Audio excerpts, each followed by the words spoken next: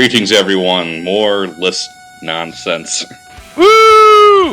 More IGN lists. We're reaching for the bottom of the barrel once again. Top quality content here on our channel. We're stalling for time while we record shit. Why we're YouTube partners? Because we have no originality. Wait, no. So we got IGN's top 100 comic book heroes. And I can already predict what number 2 and 1 will be. Yeah. Batman and Superman, or Superman and Batman, or Spider-Man and Wolverine, or Wolverine and Spider-Man.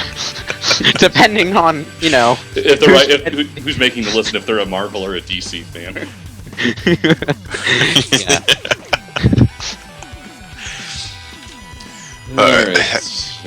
Should we start? Number 100 is Gru. Who the fuck is this? Don't know. That's probably why he's 100 rather than number 1. Wait, what the? That doesn't look like a comic book superhero. That looks like something drawn in the Sunday Funnies. Yeah, I was just about to say newspaper. First appearance, Destroyer Duck number 1. Wow. I was kind of under the impression that there weren't that many Duck comics, but I guess there are at least 2. Howard the Duck. I love it when we have no idea what we're talking about. Alright, number 99 actually looks a bit more like comic book art. Elvis. Wasp. No, not Elvis. Wasp. Thumbelina's evil twin sister. Judging by the size of her in relation to the giant fucking hand behind her. And Elvis. And Elvis. If that's what you want to see him as, maybe I'm just so much of a video game geek that thought didn't even occur to me. But I thought of Zeke from Infamous. Huh. You are a video game nerd if you think Zeke over Elvis. First appearance, Tales to Astonish number 44, June 1963.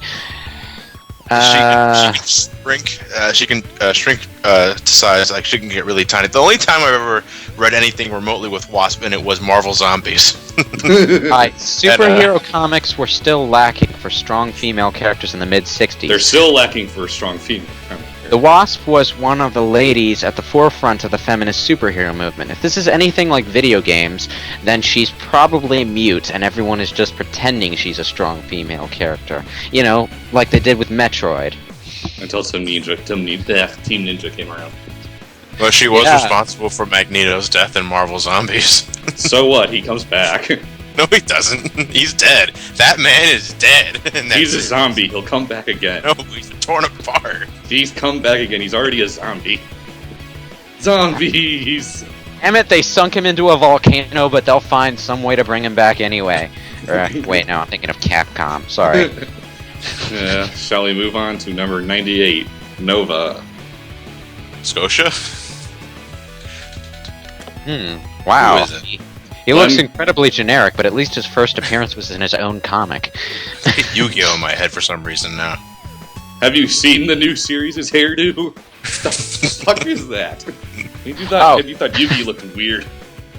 Look at this, he's so generic they can only describe him with other superheroes. Look, blend Green Lantern with Spider-Man, and you have Nova the Human Rocket. Okay. So you have that an doesn't insect sound for the color remotely yellow. interesting. No, I already hit the next button. Same No, here. he's like GL, like Peter Parker. Okay, there's not an original thought in this description here. Adam Strange is number 97. Is he DC? If it's so, I'll ask if he's any relation to Hugo Strange. He looks like a Saturday morning cartoon from this artwork he's here. DC, but I doubt he has any connection to Definitely Hugo. DC. I mean, he has that authentic DC chin going on. Yeah, you're right. Well, I don't know. It could be a counterfeit DC chin. Yes, can't be that hard. When I'm in the DC universe and I hear everyone has the last name Strange, I immediately think if they have some sort of relation to Hugo Strange. Or if they're in the Marvel universe, if they're related to Doctor Strange. Yeah. Because Strange is totally not a generic and common last name. And Number 96, the Falcon. You know what? I get the weirdest feeling I remember this superhero from somewhere, but I can't quite recall from where. I can only think of the Blue Falcon in this situation. Don't be blue.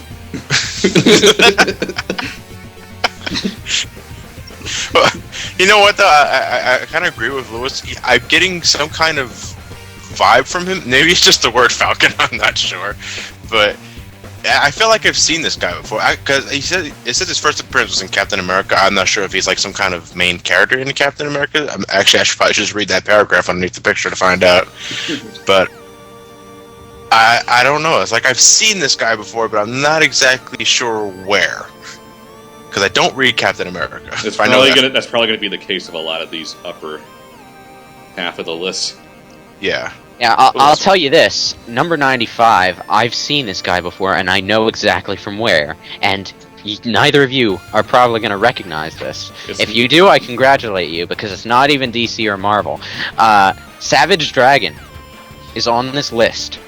Brofist. I know barely if anything about him beyond the 2 or 3 issues I've read, but Brofist. Brofist? What, like like one of those caption images? Okay, imagine a thinner version of the Incredible Hulk with a fin on his head. That's what Savage Dragon looks like. Why am I describing this to you when you can clearly see the picture in front of your face? Right, there are very few specific things I can tell you about Savage Dragon beyond the fact that I think he once appeared in a incredibly lame crossover comic between the Sonic the Hedgehog series and Image Comics. How bizarre. But, yeah. That's not where I know him from. I actually only found out about that recently. But, yeah. Number 90. Number 94 is Supergirl. Sorry, Johnny, you cut out for a second there. Supergirl, the original token female hero. Were there any before her? And original Rule 63. Yeah, actually, I'm saying the original, but are we definitely sure that she was the first, or were there others before her? Other Supergirls, Batgirls, etc.? I'd imagine she would be if she has the generic title of Supergirl. I don't know, well, maybe Barbara came first? It's hard to say. Considering it says here, August 1958 was her first appearance, and, well, we know the Batman TV series from the 60s had Batgirl, so... I will say this. The picture of Supergirl they're showing off here is by far the most flat-chested, generic token super picture that I've ever seen, and I had no idea anyone had ever drawn one so flat-chested, because most of them show off the feminine figure quite shamelessly, just saying. She kind of has some kind of blank stare on her face, though. Yeah, her face is incredibly creepy. It's almost a rape face. Yeah, there's not much to say other than Superman, but as a girl. As a girl. Wow, she made her debut in 1958. Which is why I almost think Batgirl came first. But... How old are you, lady? Jeez. Hey, Superman's been around since 1938. Number 93 is Donna Troy, a lady whose top is so transparent you can't even see the skin underneath it. You can just see the skin. There is no stars top. behind it. There is no top. There is only the void. I only remember her from her relationship to the Teen Titans. I don't know who this girl is at all. I love these old school comic titles, by the way. The Brave and the Bold. Ha!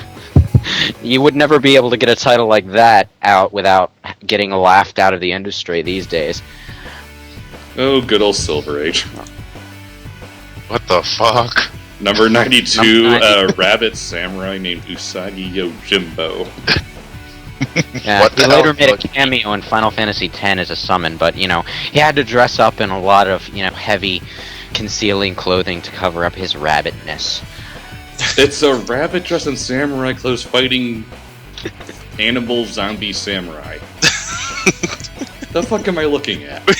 Yeah, that's exactly what I was gonna ask. Oh, number 91 is Cerebus. I've only ever seen him in a Teenage Mutant Ninja Turtles comic, but yeah, that's pretty cool. I didn't even know he constituted a comic book superhero. Big with the sword thing. Oh, pretty cool actually. Like I say, I've only ever seen him in a TMNT comic, but yeah, he's a pretty good character. I like him. Number 90 is generic Nicolas Cage movie number 1 million, Ghost Rider. Now, Ghost Rider. Nicolas Cage's performance as Ghost Rider is just about as bland as every other thing he's acted in. Ghost Rider looks cool, but I know virtually nothing else about him. I've read exactly one issue that I randomly acquired from some unknown source. I don't even remember how I got it, and that's all I know about Ghost Rider. I don't even remember what I know about Ghost Rider, so I have literally less than nothing to say about this guy. Why am I still talking? Nicolas Cage, why?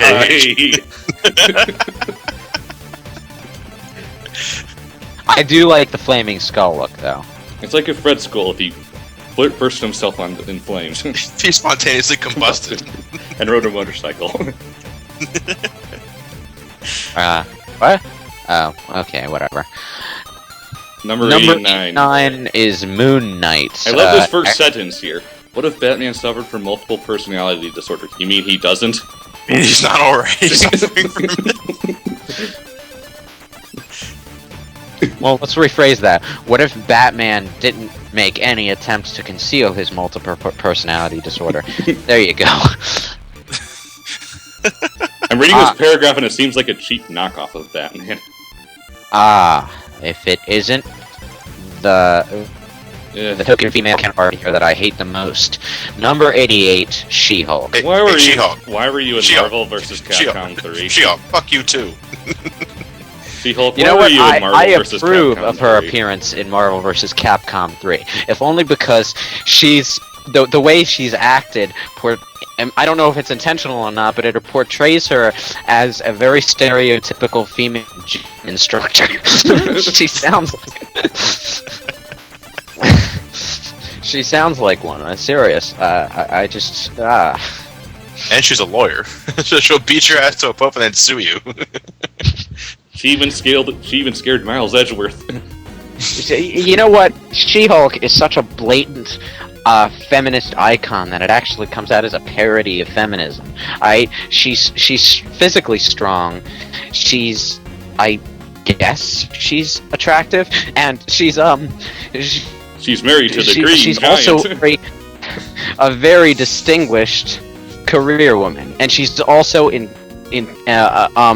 166,000 times more intelligent and civilized than her male counterpart, who is, for all intents and purposes, a completely mindless brute. So yeah. Why were you in Marvel vs. Capcom 3? I didn't so much mind her in the game. I never was interested in She-Hulk. I just figured if I'm you not interested in Hulk to begin with. Neither am I, but I'm just saying, if you want to have female Marvel characters in there are plenty better ones than blatant Rule 63s. The only comic I've ever read with She-Hulk in it was this really old comic. You remember when the Hulk grew a brain and started acting like a normal person at one point? My God. Yeah. That's when he had the terrible. personality of Bruce Banner and the strength of Hulk, right? I think it was called. Yes. I forgot what. There was a nickname for that one. I forgot. He was an incredibly good-natured and smiling Hulk, which to me just defeats the purpose of the character. But this comic was an issue of Hulk that had She-Hulk in it. And the only memorable panel in the entire comic was one in which She-Hulk was pointing at the fourth wall like she was paranoid or something. I found that amusing in a so bad it's good kind of way. Other than that, it was incredibly bland. Yeah. It was trying to be funny, and it was failing miserably. Yeah, so moving on to number 87, Renee Montoya. And of course, like everyone else, when I hear the last name Montoya... Montoya, yeah. I think of Princess Bride. Yeah. I, on the other hand, who have no idea what Princess Bride is, just think of the name in front of me, which is Renee Montoya. Who is this? I don't know. After Princess Bride. My name is Inigo Montoya. You killed my father. Prepare to die. And thus, this chick was born from that line. Yeah, it's a girl. Number 86, Michonne, from The Walking Dead number 19, May 2005. Oh, it's a recent debut. Interesting. The picture is black and white, but from... It seems like a zombie comic. From the dreads, the shape of the nose, and the dark gray of her skin, I assume she's African, and rather blatantly so. So, this is Resident Evil 5, is it? I know nothing, I don't care. It's like it's like Sheva from Resident Evil 5 if she weren't so obligatorily sexified. Moving on, number 85, Black Lightning. Black Lightning. He has lightning powers and he's black. And he's black. So, Static Shock's superior prototype, is it? Possibly. Alright, now I'm talking completely out of my ass here, but didn't Static Shock become Black Lightning? Or is it completely different characters? I don't know. Well, question is Black Lightning DC? Yeah, Yes. Yeah, he is. Then, there's probably some level of Static Shock that's grounded in Black Lightning. What was Static Shock's name? What was his name? I forget. Someone pretty pull sure up there's more than one Wikipedia. Static Alright, I'll Shock. do it. I'll do it. I'll do it. I'm already here. Yeah, but it's easy enough to find on Wikipedia. His name is... Oh, you look. Oh, The first goddammit, entry I'm is at- the right I'm at Static the Shock. Oh, show. Virgil Virgil, Hawkins. yeah, that's not the him. same one. That's- Static Shock is Virgil Hawkins. This guy is Jefferson Pierce. I wouldn't be surprised if they were based off, if Static was based off this, though. Number 84 is Kazar. I personally answer with that He-Man. Whatever. Why am I getting Turok vibes? I don't know. He doesn't look that tribal to me. Does anyone have anything else to say about him? I'm trying to think of some kind of joke with the name Kazar, but I'm not clever enough to think of it. Alright. How about this? Number 83, Superboy. You're ruining it! I'll kill you to death. Wait, what the hell? Am I missing something here? Superboy only had one of the best lines ever in comic book history. I'll kill you to death. Are you fucking kidding me? That's when he was going. Serious? That's when he was going on a psycho rage about the superheroes not being as good as he imagined them to be. Originally, he was a regular kid from our Earth who got transferred over into the DC universe and became Superboy. And it all went downhill from there. Didn't Superboy make his debut during the whole Superman dies and comes back to life series? There was a Superboy, but there was also like 3 other Supermen. One was one was a Steel. Cyborg Superman. Yeah. Who hardly counts. One was the Cyborg. Why he was dressed up like Superman at the time, I really don't fucking know. One was the Eradicator, who was actually part of the real Superman in some way, shape, or form. I don't And know. the other one was Shaquille O'Neal. That's but I don't even know why he even counts. He's just some random black dude who's good with a hammer who decided to put on a suit of armor and masquerade as Superman. And So all you have to say about Superboy is, "I'll kill you to death." he's like the male opposite of the token female counterpart trope. Number 82, Ant-Man. No, Ant-Man.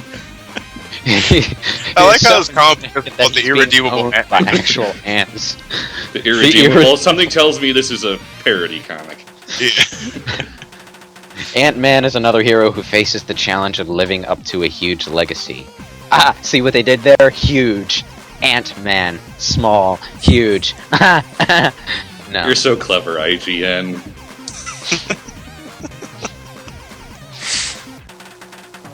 Number 81, Black Canary, and they're using Black Cats. They're using the cousin. adventure, the Batman and Robin. All-Star Batman and Robin. Why? Wow. I would say I never expected to see such a blatant money shot in a comic book, but then I remember the comic books I've read with, those weird, with those incredibly skimpy outfits for no apparent reason. I read manga. Yeah, well, not even manga. I've read back in the day when I collected comics, I had occasional X-Men issues and stuff where the female characters were dressed in incredibly skimpy clothing for no apparent reason during their off hours. You need to read more Frank Miller. Yeah, basically. Hey, I was enjoying the scenery, but at the same time, I couldn't get past the fact that no one wears clothes like that in public in real life. You know why? Because other people will get on your case for doing so. Because it's none of their damn business, but they think it is. And I should stop before I start ranting about society's view on such matters. Yes, and moving on to number 80, Nightcrawler. Nightcrawler! The only thing that immediately comes to mind from this is, why the hell are you holding a sword? And I saw you in Trish's ending of Marvel vs. Capcom 3, and I laughed my ass off. Oh, wait, wasn't he in one of the X-Men movies at one point? Yeah, the second. X-Men 2, yeah, the good one, as opposed to the bad one that followed. And the incredibly lame one that followed the bad one that followed. And then Wolverine, where it's basically like every other X-Men movie. Without all those pesky side characters getting involved. Oh, I already mentioned Wolverine. That was the incredibly lame one that followed the bad one that followed. Come on, man, pay attention. Has Nightcrawler been confirmed for X-Men First Class, even though, I guess not? Really? Because I'm not sure. Because I really did like Nightcrawler in X-Men 2. Teleportation? What was Nightcrawler's power again? Teleportation? He can it's teleportation, but, more or less.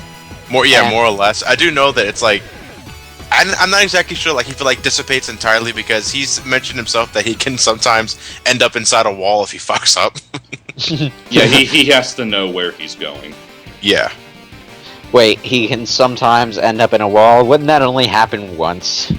No, if he doesn't know where he's like say he's trapped in like a safe or something and he needs to go somewhere else, he can't really see where he's going, so he's kind of just guessing, which could lead him to get stuck sometimes. So if he doesn't really know where he's going, he can sometimes get stuck. But what happens if he gets stuck inside a wall? Game over. That's what I'm saying. Wouldn't he die? Wouldn't he, like... I don't know, I never got stuck in a wall. It's like only one of two things can happen. Either the wall, even the part of the wall your body is in, disappears, or the part of your body that gets stuck in the wall gets incredibly crushed and mangled. Moving on. Unless you have something else to say. Number 79 is Captain Britain. Not Captain America. AKA King Arthur's had enough of your shit. Captain Britain. Not Captain America. Man. Dude, quit while you're ahead. America already embarrassed itself by having a Captain America in the first place. Come on, man. You have to stoop to their level. Yeah. Basically has the same outfit too, just with Britain. Wait, no. He's empowered by the magic of Merlin and his daughter Roma to defend England from threats both mystical and mundane. He's so British that Merlin actually gave him his superpowers. He's like Shazam, only British. Or, sorry, Captain Marvel.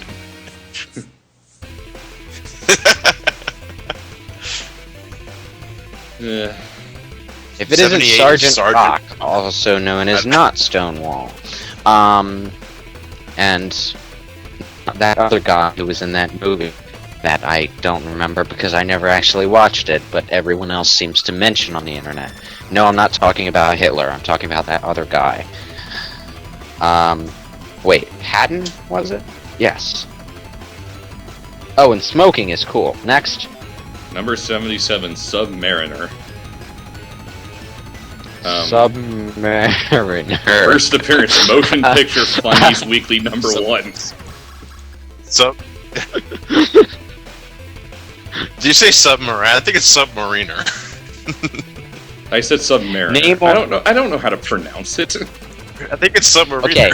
Submarine. Namor is Marvel's first mutant and first major superhero. Wow, they really started at the rock bottom, didn't they? Number 676 is The Rocketeer. Had a fairly decent movie. There was a movie about that? Okay. Yeah. Yeah. It was okay. It was a little obscure, but it was okay. Oh god, something from Dark Horse Comics actually appears on this list. Wait, we're not done talking about Rocketeer. I'm sorry. I skipped over. Quit jumping ahead. Please continue. I have nothing to add to that conversation. He has a jetpack. Steampunk. Steampunk. You may continue with your that's what I dark. was You may continue with your Dark Horse rant at number 75, Marv. Oh, I don't have a Dark Horse rant. I've just never read a Dark Horse comic that I actually like. Number 75 is Marv, and the picture is... I never actually read Sin City. I've only seen the movie. The picture looks like Mad World, except even harder to see. Yeah. Are you sure we're not looking at a prototype to cover for for a? Oh, second. Sorry.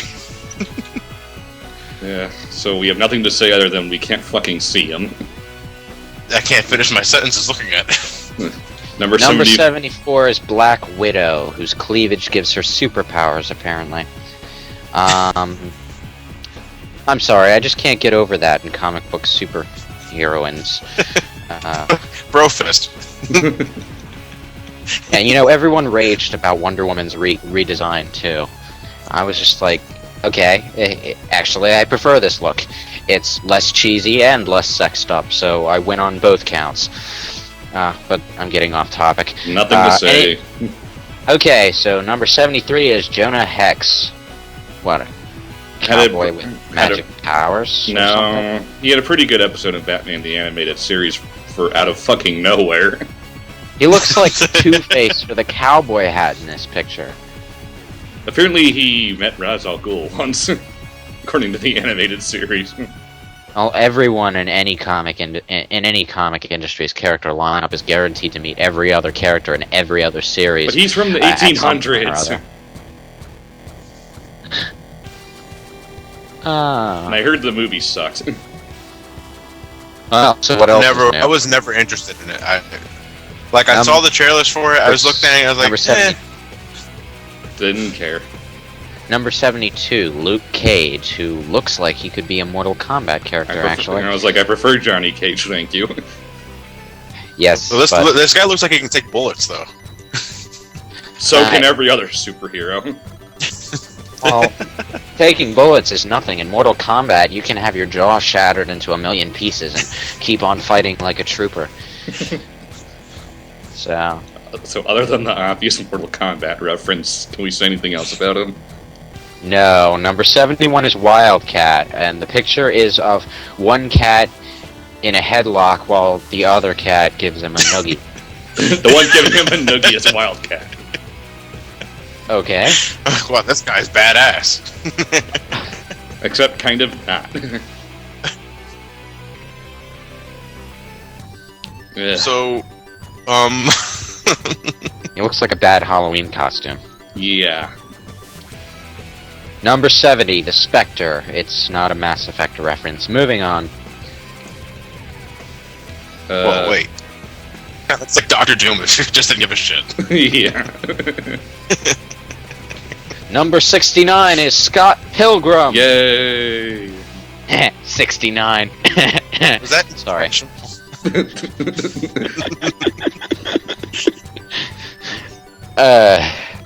Scott Pilgrim is a hero after every gaming geek's heart. He'd just as soon spend his days playing old NES games and dreaming up new songs for his band Sex Bob-omb. Wait, seriously? Yes, their band is called Sex Bob-omb. The first band was called Sonic and Knuckles. Yeah. Okay. You really should read the graphic novels, dude. They're really good. They're really good. I'll still go on and say that I think it still needs a bit more closure at the end. And there are times where I think the comic book gets a little too pretentious for my taste, but that's it. Other than that, though, I thought it was still a great read. And the video game's not so Scott bad. Pilgrim doesn't look like a comic that deserves to be pretentious to any level.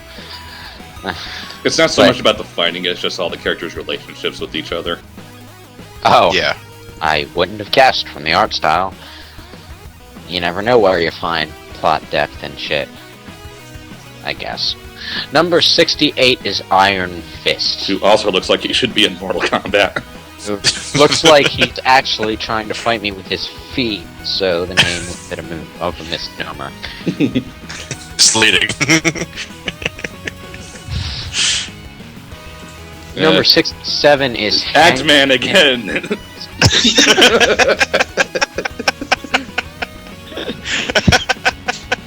Except this one's a different Ant-Man. This guy is so fucking awesome, it appears twice.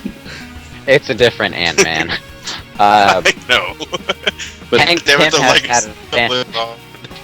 Pym has had a spandex identity crisis ever since his first appearance in 1962. Originally, Pym started out as Ant-Man after the discovery of a new particle that let him shrink down to the size of a, wait for it, ant.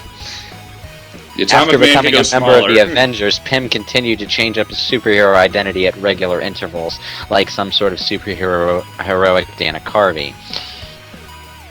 Okay. Atomic Man can go smaller. Yeah, number 66 is the Invisible Woman from Fantastic Four. I don't remember her bust size being quite that huge the last time I saw her. Her bust I'm size sorry. constantly fluctuates through every single fucking artist. Is that one of her superpowers, to customize her bra size depending on what her personal mood is at the time, or is that just so. Because, the chick that played Invisible Woman in the Fantastic Four movie, I forgot what was her name. Jennifer Bale? What was it? I forget. I don't care. I don't Those know. movies were boring. One of the common complaints with her was that she didn't have a big enough chest to fill the role. And that's the case of every woman in every superhero movie. Yeah. Based on American They're drawing a fucking porn star then. Number 65, Gambit. Yeah, Gambit is cool, but I know nothing about him. I just know he throws exploding playing cards and doesn't afraid of anything, so he must be pretty guy. And the guy who wrote Rurouni Kenshin based Aoshi Shinomori's design off of him. Are you serious? Yeah. Seriously? Look at the overcoat. There was Yeah, a resemblance, but I thought it was entirely unintentional. Nope, the Okay. guy's an X-Man fan, so. I like Gambit. I never really actually had any kind of medium with him involved in it. Like, I really just know him from the X-Men cartoon. Me too. And, you know, well, I don't know. Where I know him from too. He was cool. Wish he would have showed up in Marvel vs. Capcom 3. He would have been a better addition than She-Hulk anyway. But yeah. Number 64, the Atom. Another superhero that shrinks. I would like to know just how useful the power to shrink would actually be. Well, he can go the size of an atom, so that could be useful. Ant-Man seems to only go down to the size of an atom, so he's just big enough to get squashed. If you were the size of an atom, I don't imagine you could actually be squashed, could you? No, it'd probably be impossible. Still, though, I guess even like a flick of a paper has enough force to kill you, unless you phase right through it. Mm.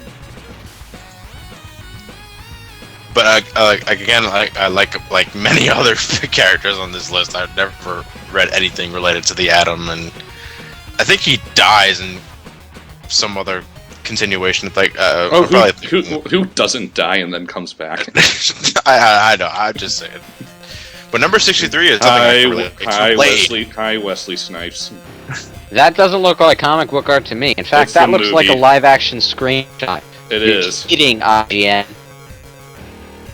Hi, Wesley Snipes. No, because Blade is based off the comic books. They obviously came first, and I've watched all 3 movies. I'm gonna say I really actually do like the first Blade movie, and the second Blade is okay too. I only find the first one okay. The second one is terrible, and I didn't even bother with the third one. The third one is the worst. If you hate the second one, you're gonna loathe the third one. But when I first saw Blade, I thought it wasn't this bad. You know, I watch it nowadays, and it got a little worse for me, but I still like watching it. I don't know. It's entertaining as a vampire movie goes.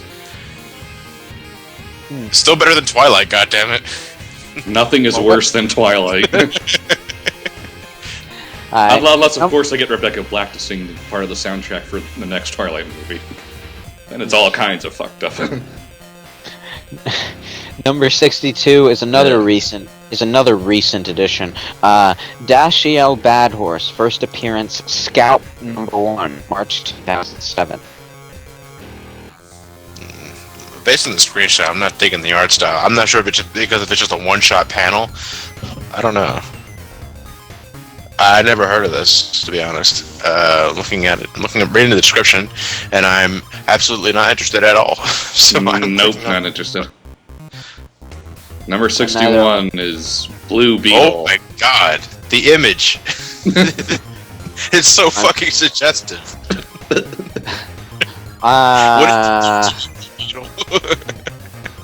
Say what? I don't look get it. at who's doing it. The screen image. It's like he's telling me to don't tell anybody. It's bad. That translates into being suggestive because you have a dirty mind. Yep. So the image itself is not suggested. You just have a dirty mind. I guess you're probably right. I don't know. I don't know. All right, I'm gonna love how you interpret this next exactly one. Sure. Then First thing to come to mind is when I see some guy in blue spandex telling me to keep my mouth shut because he obviously has some kind of smirk on his face. I'm not exactly sure what to think. And what's with the orange sun drop background? I can't wait until you see this next one because I have no idea how you're going to interpret Number 60, Phone Bone Casper? What the hell? It looks like Casper. Except with a really big nose. Yeah, nose. Let's go with that. The hell? Yeah. Number 59. Hi, Green Lantern. Booster Gold. I liked your old outfit better, Green Lantern. Wait, does he actually have any relation to Green Lantern? No, there's just that one Justice League episode. Oh. I'm not Green Lantern. Green Lantern is green. Booster Gold is gold. It's not hard, people.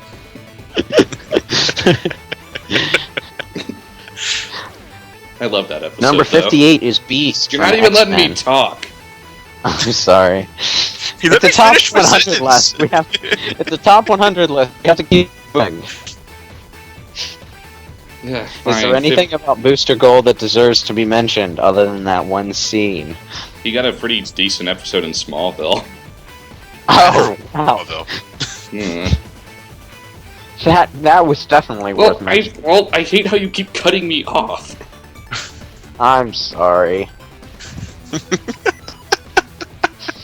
Guys, I'm eating popcorn to all this right now. Alright, so number 58 is Beast. Couldn't that gotten a better picture? One that It was doesn't like involve... Cookie Monster after a cookie withdrawal.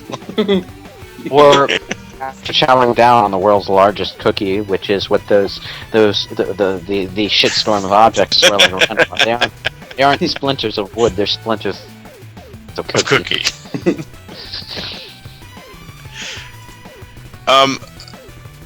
Again, the Beast is one of those characters that I'm really only familiar with in the cartoon series, and the third X-Men movie is played by Kelsey Grammer, Fraser. I actually did like him in the animated series. Yeah, he was cool, people. Yeah. Oh, number 57. Oh, the Tick. I love the Tick. I didn't even know he was a comic book character. Spoon! Little wooden boy! Okay. If all we're going to do is quote lines from the cartoon or shit, It's funny. Great show. Did you ever watch the Tick? Yes, I did. That's why I said I didn't even know he was a comic character, because I only know him from the show. Whatever happened to that live action show that they tried? I don't know. Probably failed epically, because honestly, I have a harder time imagining the Tick in real life in live action than I do Dragon Ball Z in live action, and that is saying something. Now, we all know how Dragon Ball Z turned out, so. Number 56 is Hawkman.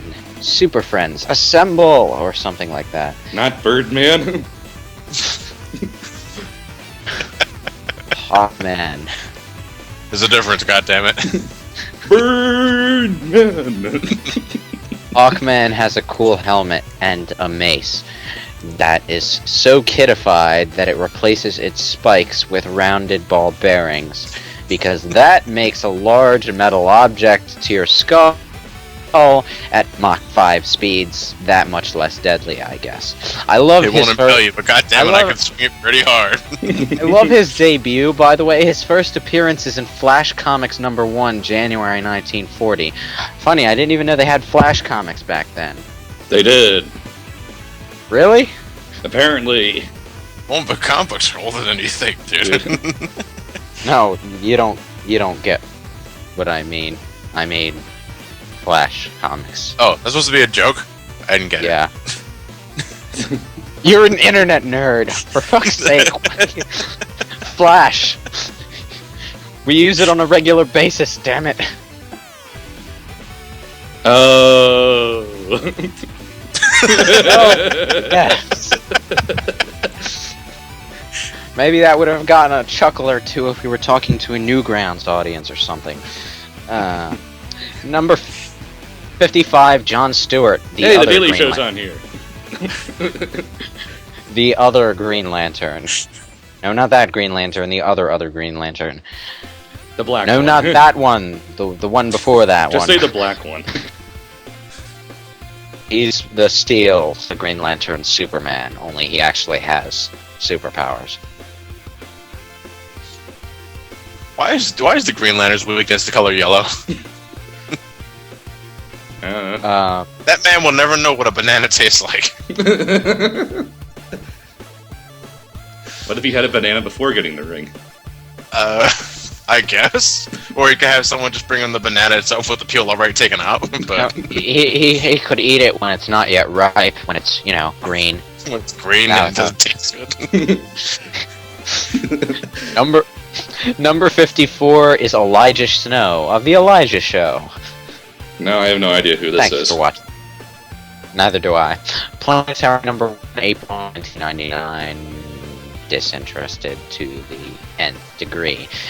The whole puzzle piece thing going on in the artwork there is slightly interesting, but not interesting enough to interest me. It says that he froze Dracula's crotch and shattered it with a kick. Now I'm interested. Okay. That's awesome. That's awesome. I am in awe. Number 53, Bucky Barnes. Captain America's sidekick. Captain Yay. America. I can't tell if that's just the art style going on, but it looks like he's having some split personality disorder going on there. It's probably like some cover or something. He's indecisive. So he just said, fuck it, just bring both of the costumes here. I've never seen someone use a gun and shield before. Can't decide whether he wants to be a fantasy adventure hero or a Call of Duty character. Or maybe he's also indecisive with weapons, so he actually blocks with the gun and throws the shield. Hey, it's our other old super friend, number 52, Aquaman. We could use wolves. I know nothing of him beyond Super Friends, and that was like back when I was in single. Yeah, he's a fucking butt monkey of DC. I would rather watch it Mermaid Man and Barnacle Boy movie that wanted him.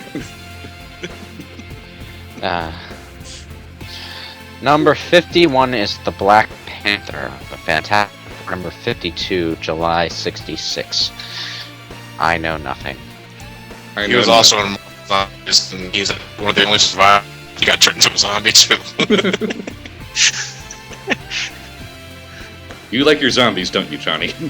Well, this is the only like in terms of all the comic books I own more DC than Marvel. But I don't buy like those single issue comic books. I actually buy like the compilation hardback. Well, yeah, edition. Me too. It's just more efficient.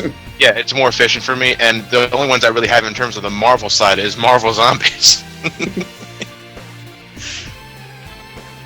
Wow, we still have half the list to go. Number 50, Captain Marvel. Now, if it weren't for Superman, he'd probably be the most generic superhero out there. Yeah, I like Captain Marvel. I'm not saying he's bad. He just doesn't look particularly unique.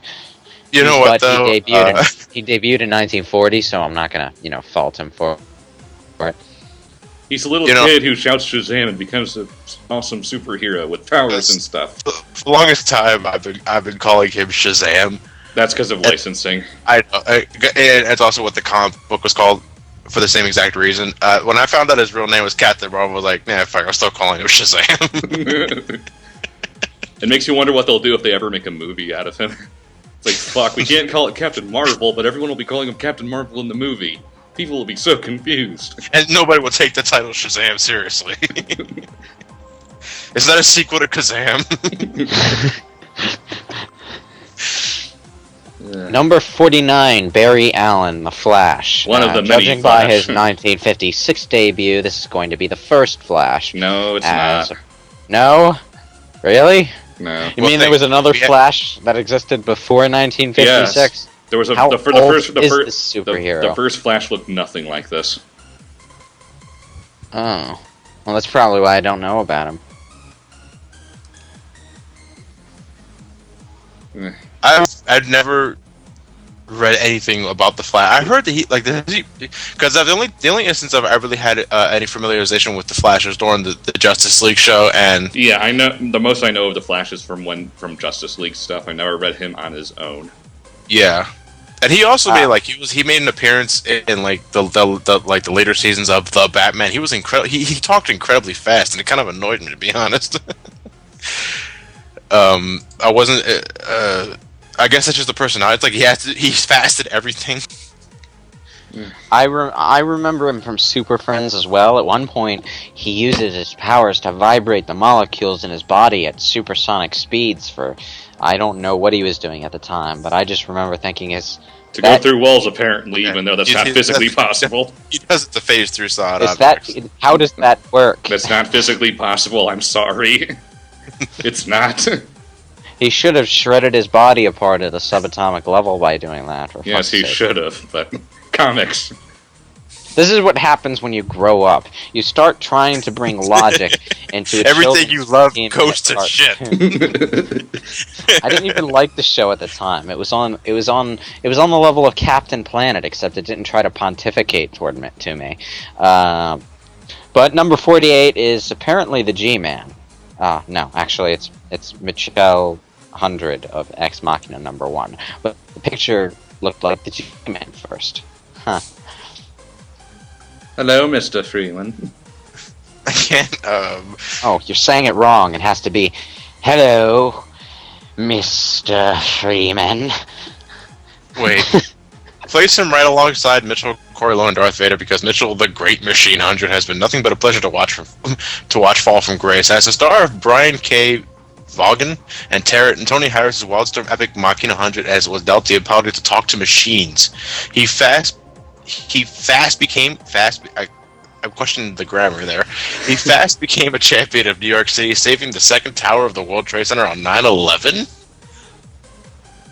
There was comic books based off 9/11. Apparently, Of course I know Spider-Man kind of dwelled into that issue, but I didn't know they 9/11 has popped Spider-Man's- up in quite a few things actually. To Spider-Man's Stephen King, credit, he was around before 9/11, so Stephen King actually once took advantage of 9/11 to write a certain object out of the plot.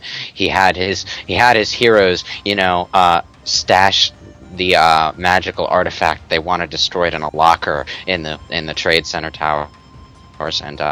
And it just sort of sat there until the towers collapsed on it, and that's how they destroyed it. And my God, did people rage at him for that. Number 47 is Kitty Pryde. First appearance, The Uncanny X-Men, number 129, 1980. Was she the one in the X-Men movies? I think so. Kitty Pryde. I'm trying. She's the one that can phase through walls, isn't she? I believe so. Yeah. I don't think it mentions her superpower in the. It doesn't. I'm sorry. I think she's the one that can phase through the sawdust. Her outfit doesn't tell you much either. It looks like she's wearing the generic X-Men. It looks like she's wearing the Monarch's uniform without the helmet. I don't know what you're talking about. So... Go Team Venture! Yeah. Let's go with that. Number 46, a guy who finally died for the first time, but he'll probably come back eventually. The Human Torch. I don't even watch Fantastic or read Fantastic Four or watch it. The Human Torch died. I'm pretty sure everyone in Fantastic Four died at some point. No, I just know he recently died, but I'm sure he'll be back. I know they all died in Marvel Zombies. Oh, for God's sakes, everyone died in Marvel Zombies. They're all fucking zombies. Number 45, Spider Jerusalem. First appearance, Transmetropolitan number 1. Who the hell would buy a comic called Transmetropolitan? It sounds like a magazine.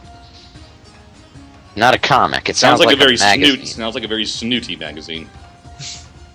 Well, this guy likes anything but snooty. He's so like against social traditions that he has asymmetrical eyeglasses that probably do double as 3D glasses. But one of the lenses is a circular red one, and the other one is a rectangular green one. For all we know, it could be the best 3D in the world. I'm just saying, if you wore glasses like that, you'd probably fuck up your eyes in no time. Well, Number 44, Hawkeye, the comic book superhero with the amazing superpower of a bow and arrow. And above He was in average Marvel Zombies eyesight. too. He has perfect 20/20 vision. So, I have perfect 20/20 vision, and I'm a mailman.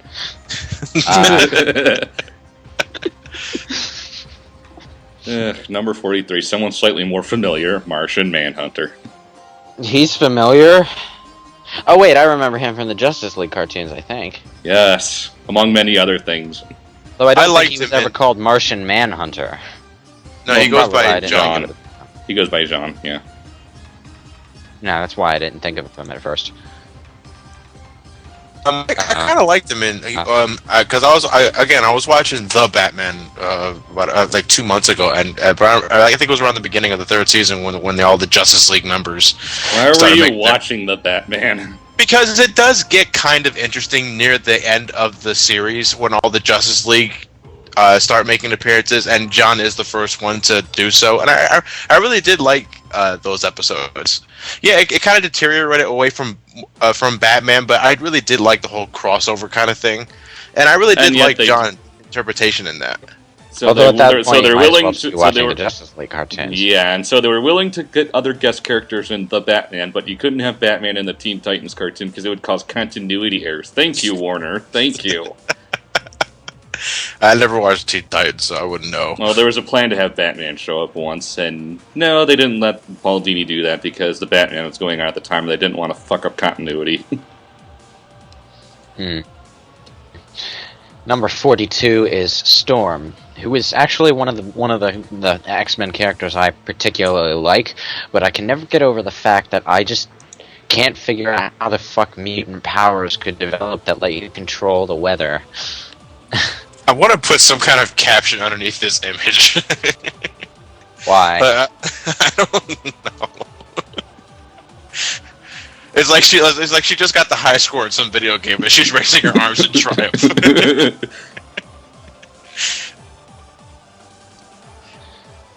What is that? A justiceplan.jpg or something? No. No. Yeah. Next at number no. 41 is the Silver Surfer. I have no knowledge of who the fuck you are, and no interest in finding out. Have you guys ever read the first Silver Surfer comic? No. Definitely the one comic that I swear has the most sophisticated because all fuck dialogue. Well, just because of banter between Reed and the Silver Surfer. I'm not exactly sure what is it, but goddamn it was like because I first read the issue when I was like 10 years old, and I had no idea what the fuck anyone was saying. On that note, guess who's next to the Silver Surfer on the list? Reed Richards. Reed Richards. Hi, Yes. Mr. Fantastic. You can There is stretch, all- but not fight anywhere near as awesome as Monkey D. Luffy, so... Whatever. You know what? I've never personally seen any of the Rule 34s involving Mr. Fantastic, but, you know, I really don't want to imagine any of it.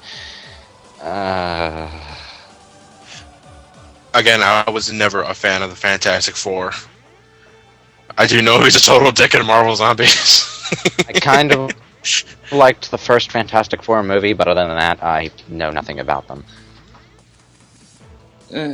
Number 39, Cyclops, who was killed off in an extremely lame and pitiful fashion in third X-Men.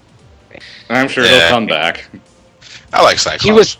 He was disintegrated at a subatomic level. He's not coming back. He'll come back. They all Not- do. Not in the movie continuity.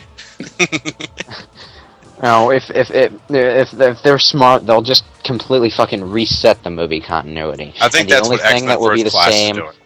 The only thing that would be the same is Jean-Luc Picard as Professor Xavier. Yay. You know why they? And Gandalf as Magneto. But you want to know why I want them to reset the movie continuity? Because I think Onslaught would make a really good movie, at least by comic book movie standards. And we you have know, to have Onslaught Wolverine in can't the Avengers movie. happen if Xavier is dead. Well, I mean, I guess they could make someone else become Onslaught, but then that would be sort of, yeah. Number 38 is... Would he be as broken as Marvel's Capcom incarnation? Shoot fucking 5 laser beams cover the entire screen. Number 38 is Doctor Strange. Funny, he doesn't look like a doctor in any sense of the word. He's a wizard. Yeah, so why the doctor? I don't know. I can't remember if I'm thinking of. I can't remember if it was her. You know what? her- It's probably a misleading tactic. People are set up for meetings with Doctor Strange. They go in expecting Dr. Insano. What they get instead is like Merlin in his Golden Age years, or something. Number 37 is the Crow. First appearance. Caliber presents number 1. I don't get that. A good Caliber but very presents- good but very overrated movie. Caliber never seen it. presents number 1. Is the title Caliber presents, or is the title number 1? I don't know. I've definitely heard of the movie. I'd never seen it. I was never interested in it. It's a good movie, but it's so overrated, all because the actor died afterwards, before it was released. Number 36 is Zombar, and if you caught that Spawn. reference, you are a nerd. Thank you. Tell me not to caught it. Never. No, we didn't. I never actually read any of the Spawn's comic books. I've seen a bit of the animated adaptation on HBO. I've seen a little bit of the TV, yeah, but that's about it. And I've seen the movie. And his very pointless appearance in Soul Calibur 2. You know, I think I played one game. It was for the Dreamcast. I don't remember exactly what it was called, but it was okay. It's definitely one of those games you have to have buddies over with in order to enjoy it fully. But the only thing I've seen remotely plenty of times was the movie with John Leguizamo as the Violator. I've watched the movie. I also watched an animated thing. I'm not sure if it was a movie or a. It was probably the episode of animated series. Yeah, those were both good. I especially liked the episode of the animated series that I saw. But I never pursued it. I never was able to watch it because my parents were strict as hell with that kind of shit back when it was on. That was Same- pretty much the same reason I for was me. able to watch it. Number 35. Yeah, I yeah. am the law. He is the law. You damn well better remember that. That's He's the also first a very bad Captain Falcon cosplayer.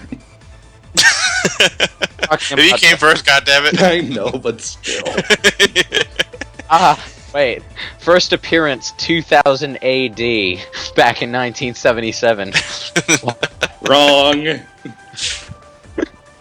This is why Mega Man takes place in 2000 XX now. Basically, yeah. What are we gonna do 100 years from now about that, by the way? 20 triple X. Oh wait, Mega Man X already does that. Fuck. You know, we're just gonna skip to 9000 triple X, and you know, that'll pretty Or much we should solve. just say somewhere in China. What if China doesn't exist 5 years from now? I don't know. We can make shit up. Somewhere in Albonia. Yeah. For the search for unobtainium.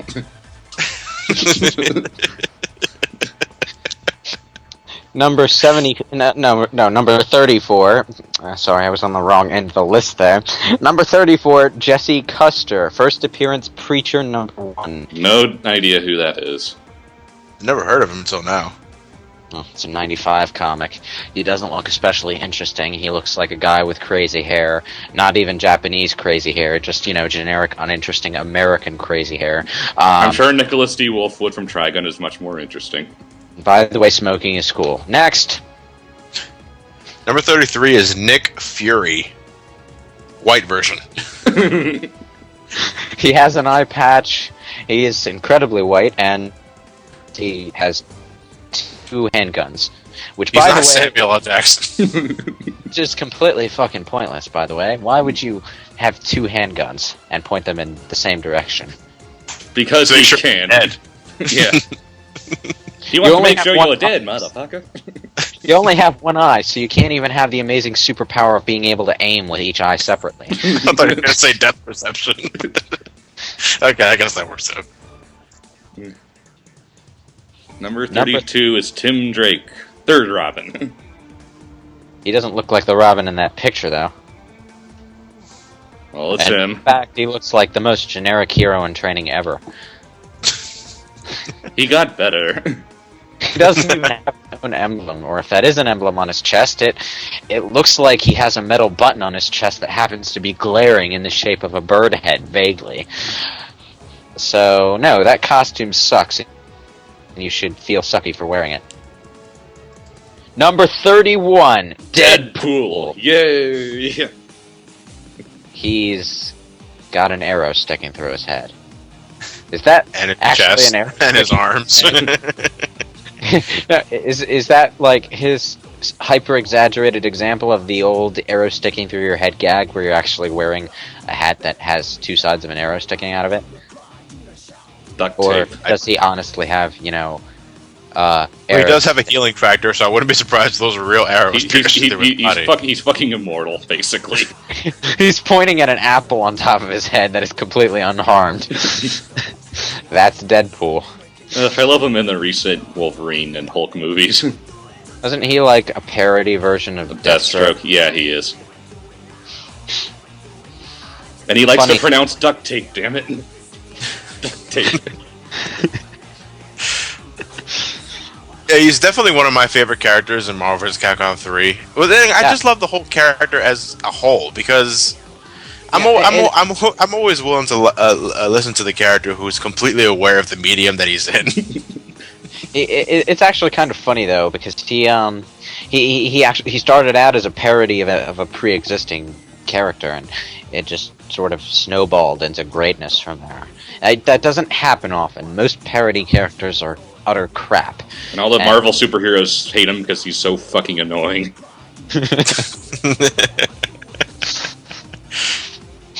And when he's breaking the fourth wall when other characters are around, they're aware of what he's doing. They just don't know who he's talking to.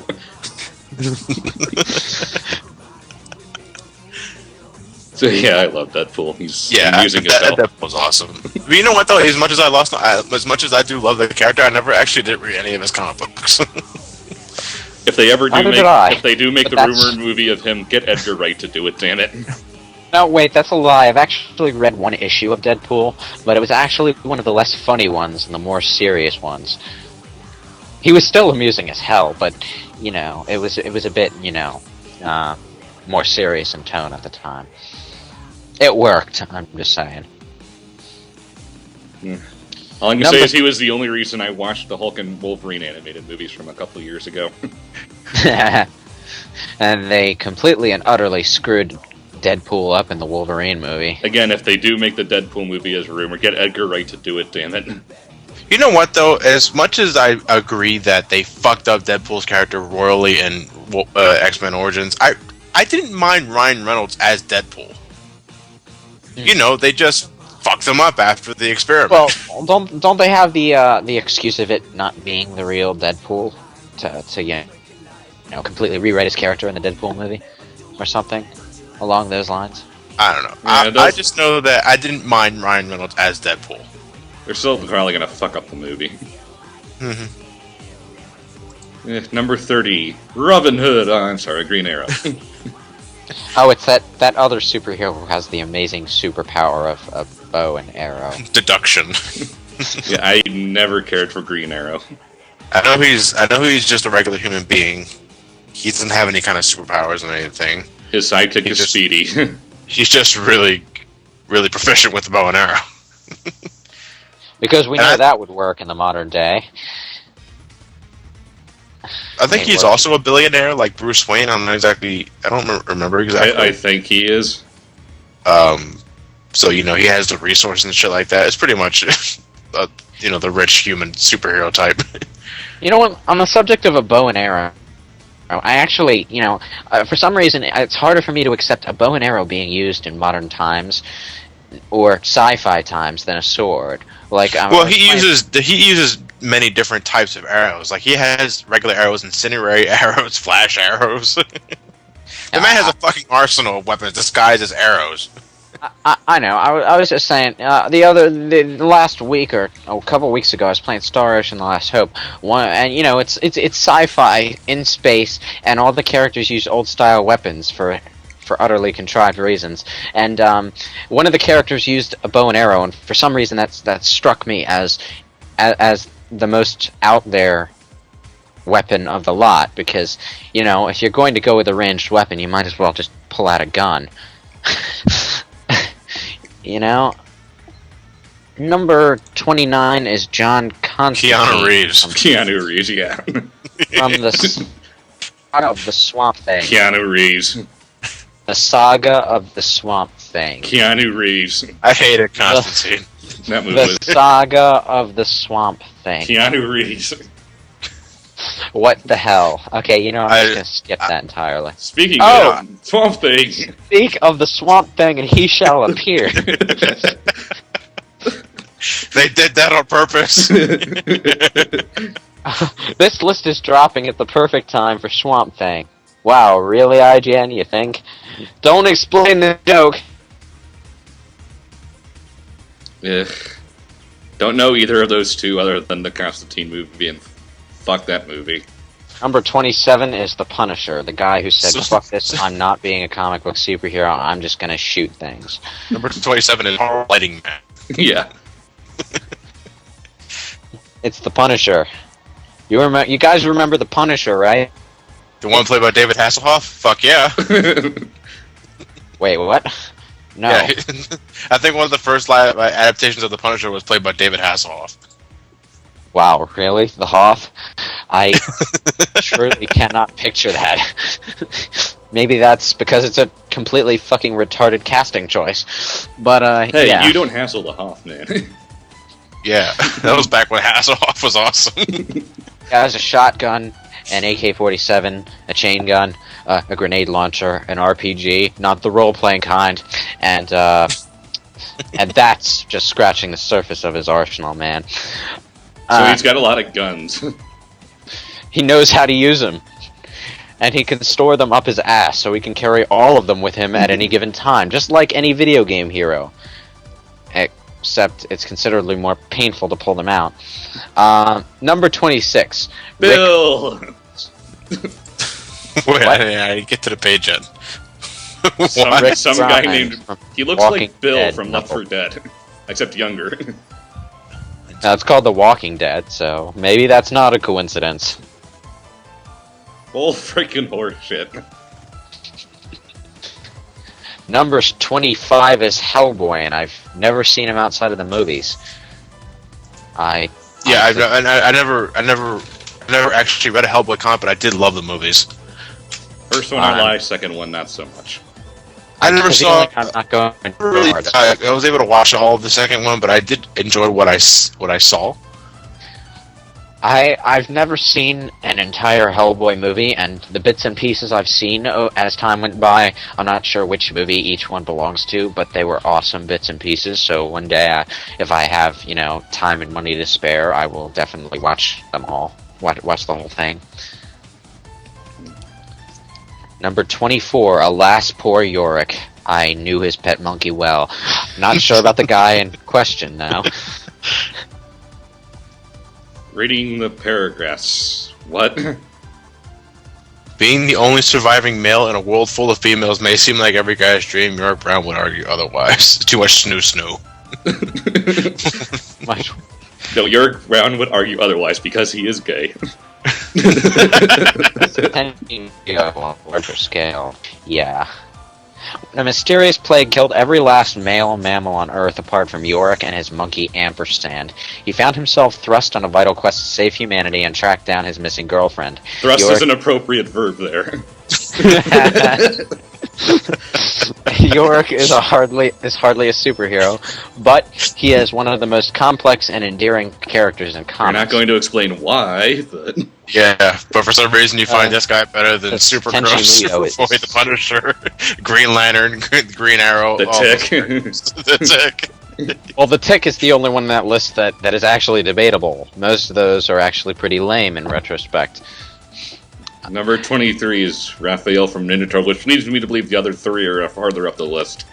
You know Yorick is all complex and shit when he arrives just below like the most mindlessly aggressive of Teenage Mutant Ninja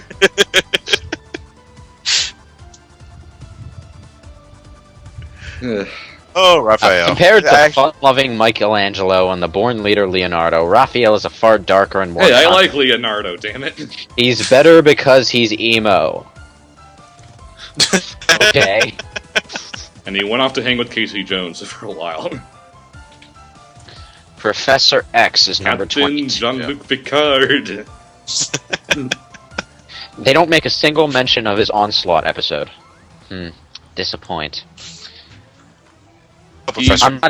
I've never actually read the Onslaught comics, so I don't know how well they went, but I just like the idea of Professor X going completely batshit insane and trying to destroy everyone, using his complete and categoric knowledge of every mutant on the planet's superpowers in order to negate each and every one. Yeah. I don't know. Every time now I think of Professor X, and I just gotta thank the wonderful X-Men Origins Wolverine movie, because at the very end of the movie, we get to see Professor X, Patrick Stewart, digitized to look younger, and if they got there, that isn't the definition of rape face. I don't know what is, because that's the only thing I think about now when I hear Professor X. So fuck you, Origins. Fuck you. Number 21, The Spirit. No idea who it is. I never saw the movie, but I heard it was shit. The Spirit might have started out as a Sunday strip in a newspaper that was looking to capitalize on the budding comic book industry. Probably was. You mean he's like, wait, the Phantom. He's like the Phantom, except he actually became a comic book. How about that? could have sworn the Phantom was a comic book too. Phantom was a comic book, yes. It's also a show, another show set in the future, a video game about that show set in the future, and God knows what else. No one cares. Moving on to number 20, Catwoman, which is kind of odd. Hey, it's Catwoman, and they remembered her sassy glasses. It's one of the things that bugs me about her animated series incarnation is that it lacks the glasses. Well, she had the glasses in the Batman. Oh, la-dee-da. Well, I'm just saying. I like the glasses. It gives her mask a bit of personality. A normal mask is just a fucking normal mask. Don't get me started on the movie. Yeah. Ahem. You guys ever seen the wonderful adaptation with Halle Berry? I said don't get me started. We're trying to forget that ever existed. Never thought I'd honestly You know what, be able to though, look at it. I you know, can't believe because that. when Catwoman, the Halle Berry movie, was one of those movies I saw from the initial trailer that I thought, wow, this is going to be horrible. I'm not even going to bother watching And it. you were completely right. And then I never actually did watch the movie until a few months ago when I was over at my grandpa's house. He was getting ready to go fishing, and the movie just happened to be on DirecTV. I'm watching it, and I was like, wow, this is fucking horrible. I didn't see it in theaters. I saw it on TV later, and yeah, it's horrible. Dude, it's the commissioner who's so buff that he gets into the number 19 entry on the top 100 superheroes list. That's awesome. He's not even a superhero. He's a fucking support character for a superhero. But he's number 19. He has outclassed Deadpool. He is the man. James Gordon. And, he kicks ass. He spends more time getting his own ass kicked, I suppose. But, yeah. Here he is. Yay, I guess. Oh, I'd almost forgotten that DC once actually was a comic series called Detective Comics. Huh. Well, technically DC was a conglomeration. No, DC was a conglomeration of other comics that came together later. I know, but DC, it's obviously just called DC Comics now, but the DC has to stand for something. They're just not going to call it DC. It's Detective Comics. Otherwise, I could just call it Dick. Number 18 is The Thing. We got retcon to be Jewish, yay!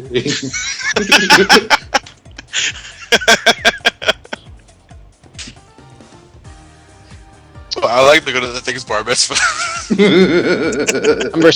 Number 17 is an above shot of Barbara Gordon's cleavage, and Barbara Gordon looking into the camera like, there's a camera there? Is that a camera? My face is up here. My face is up here. Up here. Up here, you stupid dumb shit. So January 1967. So Supergirl did come first. Also, that doesn't look like a comic image. It looks more like a computer-generated one. It probably is a comic image. It's probably from a more recent comic. Huh. It just looks more like cel-shaded CG than comic art. I don't know why. Maybe it's just the shading. Or the cleavage. Yeah, that might be it too. Honestly, though, like, I do like her in the role as Oracle. I just feel so because the book where she got paralyzed was The Killing Joke, which I have. Yeah. And I really do feel bad for her because I can't. She had no idea it was coming. It's not like they built up for it or anything. It just fucking happened. Bam. It's like, bam, you're paralyzed. Fuck. Yeah, that's actually an interesting point. A lot of game-changing events and comic series and show series and stuff, they're built up for a while before they actually happen. This just sort of comes out of fucking nowhere, and you know what? I like it. It's a good effect. And you know what? Turning Barbara Gordon from the token female counterpart character into something like the Oracle is actually an improvement in my eyes, even if she's stuck in a wheelchair the whole time. And I'm not saying that out of some male pig sense of, like matriarchal power or anything. I actually find her more interesting in the wheelchair. You know what, though? I completely agree, because there were times I did find her annoying as Batgirl. But you know what though? I feel cruel saying that. You know what? A shot in the spine did you good. But you know what? I like that. I like that she keeps on going. She doesn't give up because she's crippled from the waist down. She keeps trying to help in whatever way she can. You know what? That says more about her strength than anything she ever did as Batgirl. So there. Better statement for feminism than every other token female character ever in existence. And it's a fucking wheelchair. I'm trying to find out if that says more about the Oracle or more about every fucking female token character in existence before her. Probably that second one. Number 16. Rorschach. Yay. I've never watched and or read Watchmen. So you should. It's really good. Neither have I. I've never seen the movie. I never watched the comic. I never read the comics. The only thing I know is that there's some blue naked dude at some point. God damn it! The only thing I see remotely close was Saturday Morning Watchmen. Seriously, guys, read it. It's good. I've heard it's good, but you know what? I picked up a copy of the graphic novel in Walmart while I was working there a while back. Something about the art style just turned me off. Well, it's Frank Miller. I know. It's just he always draws like that. It didn't grab me. You know, I might force myself to read it one day, but it didn't actually grab me, so I wasn't compelled to buy it. Number 15, Dream of the Endless. That doesn't sound like a character. That sounds like a comic book title. No idea who it is. Kind of looks like Edward Scissorhands. It looks like those two singers that were caught lip syncing one day. I don't remember what their names. Number 14. The guy who just got a movie. You know what? That movie looks like it's going to be terrible, and I have no idea why. I hear it's pretty good. I heard it was okay. Oh, yeah, but that's not what I'm saying. I'm saying it looks like it's going to be terrible. It's Anthony Hopkins as Odin. It's just, you know, the trailers look so incredibly cheesy to me. Maybe it's because I don't like Thor as a character, and his live-action version looks even lamer than his comic book incarnation. But, you know, it strikes me as a movie I'm not going to like. And, you know, in the end, it might actually wind up being the anti-movie trailer example, where the trailer is absolutely terrible, but the movie kicks ass. But right now, the trailer just doesn't look all that good to me. Yeah, number 13, Jean Grey, Phoenix, whatever. Yeah. I really have nothing to say about Phoenix. Jean, like the Phoenix itself, is one of those comic book characters that are so engrossingly overpowered you really can't do much with her. Because I never exactly read the issues. Like I heard, like she engulfed an entire planet and killed billions. I'm actually reading the paragraph here too. And you know, like, what do you do with a character like her? Like, she's so engrossingly overpowered. You have to purposely limit her just to give her some kind of challenge. Like, you make her a complete glass cannon. Yeah. Or Marvel vs. Capcom 3. Yeah. I was trying to say before my internets interrupted me by dropping. Thanks for that, by the way, Comcast or whatever the fucking cause was. Blame Comcast anyway. The whole Phoenix story, alright, was okay in the comics and the animated series. I mostly know it from the animated series, but I like that. The Phoenix story in the third movie had absolutely nothing to do with it. It was just Jean Grey going crazy and apparently discovering that if you can move objects, you can move molecules and can therefore disintegrate things at subatomic levels. And, you know, that just... but you know what? What really got me? Wolverine's healing powers should not have made him immune to that. Alright? If you have the power to completely vaporize a person in a blink, okay? A little fast healing power is not going to save you, okay? He's Wolverine, he's plot immune to everything. You know what, that's the only excuse I can think of, because he's absolutely right, because she not only had the power to disintegrate people at subatomic level, but also in inanimate objects as well. And if it's not Wolverine's flesh, it's not going to get disintegrated. It's obvious his adamantium scale is not going to last long either. So yeah, it's completely plot. It's a plot coupon. What Jean Grey does kills you more completely and more swiftly than being fired into the sun, literally. All right, so Wolverine surviving that was complete and utter bullshit. They wrote themselves into a fucking corner in an attempt to be cool, and had to plot crap their way out of it. And, you know, that was one of the many reasons the third X-Men movie sucked. But the big thing was that they screwed up the Phoenix thing so badly that I just could not take it seriously anymore. You know, I'm perfectly open to adapting things to fit the medium, but they didn't even try to adapt it. They just wrote something else and called it by the same name. I do like Jean Grey, though. Yeah, so shall we move on? Number 12 is Iron Man. Yay! You know what? I am Iron Man.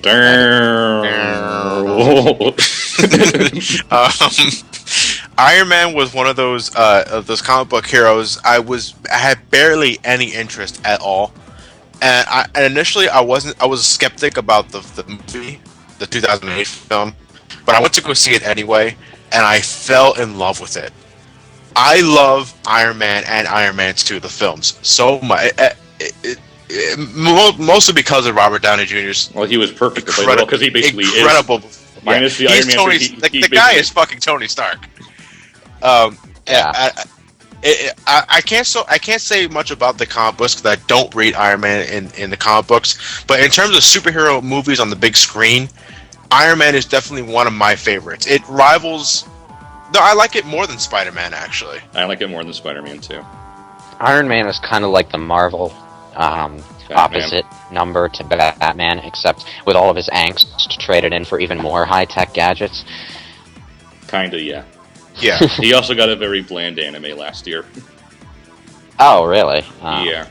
Yeah. You know what? It was done by the same people who did Batman Gotham Knights, so Tony Stark looks like Bruce Wayne in some shots. It's weird.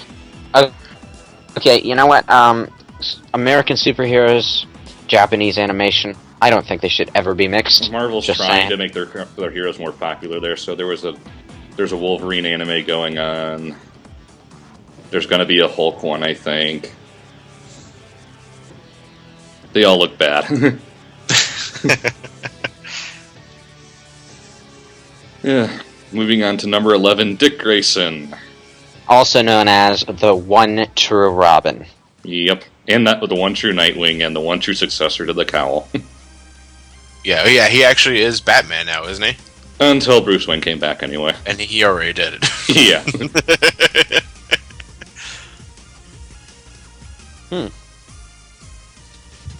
Do you know what, though?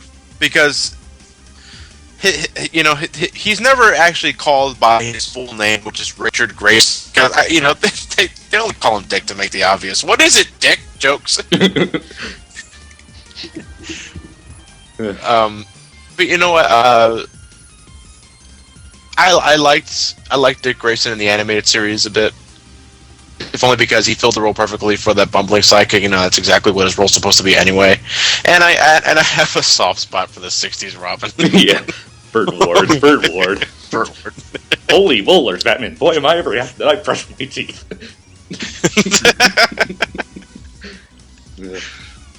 Number 10 is a superhero I actually know quite a bit about. I haven't read his series, but I once had a multi-volume series of graphic novels about his origin, like a retelling of it. It was actually pretty awesome. Daredevil. Hi, Blindy. Hello, Ben Affleck. God, I hate your movie. I actually didn't mind the Daredevil movie all that much, but it was definitely not the best Daredevil thing I had ever seen. The origin story graphic novel series that I read, though, which I probably lost at some point or got torn up or something, that was some pretty awesome shit. I loved that comic to death, and if I can ever find copies of it again, I'm definitely going to buy it back. The only thing I know about him is a movie and Hi Blindy. Oh, the funny thing about that series of Origin comics is that he never actually puts on the Daredevil costume until like the final 2 pages or something.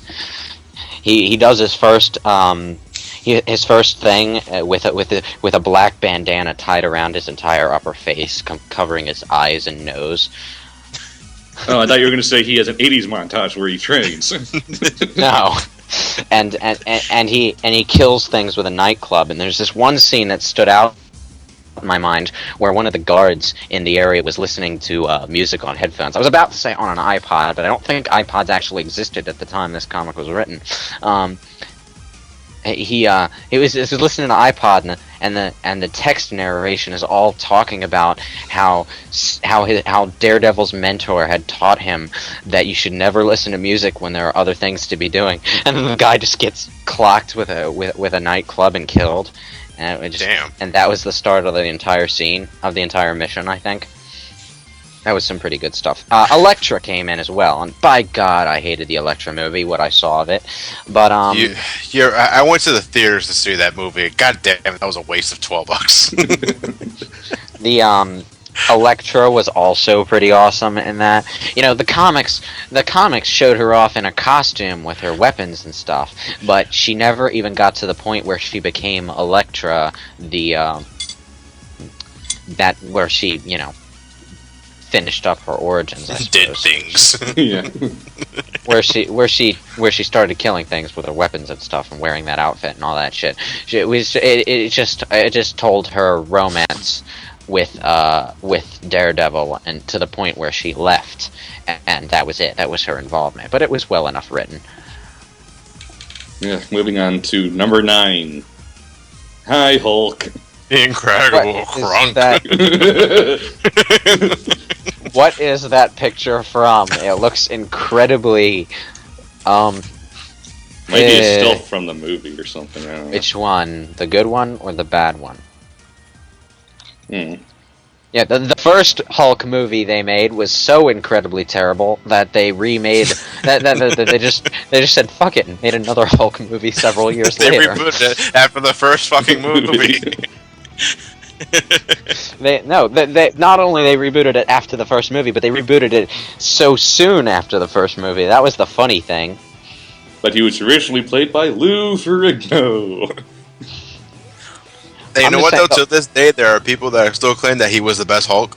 And you know what though? Technically, you can't compare because Lou Ferrigno, to my knowledge, is the only live-action Hulk there ever was. Yeah. The rest are CG.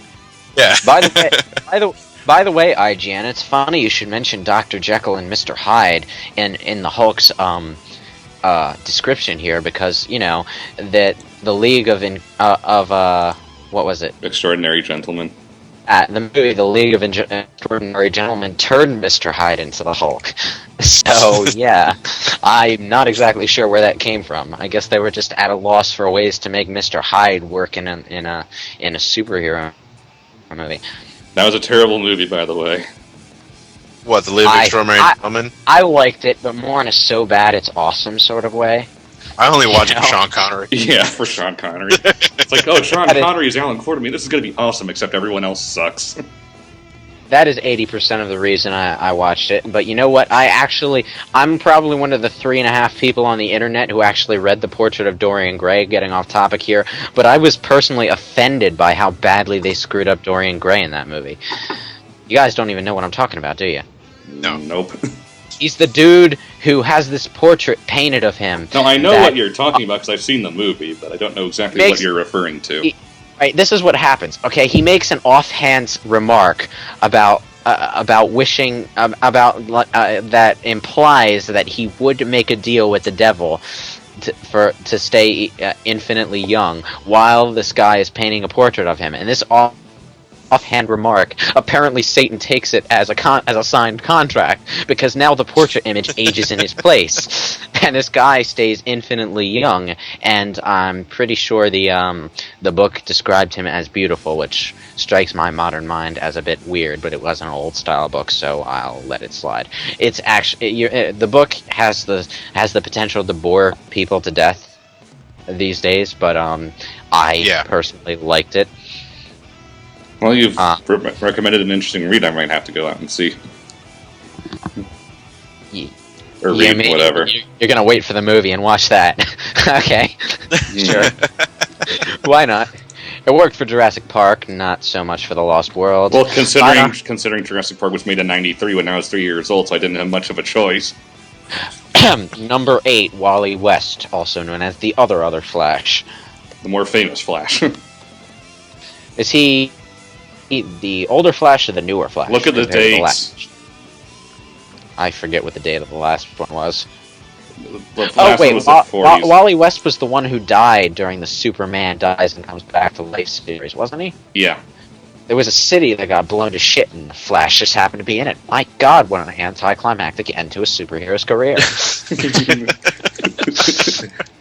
I was like, can you imagine if Gotham City just got vaporized by a random alien invasion that came Batman would know about it.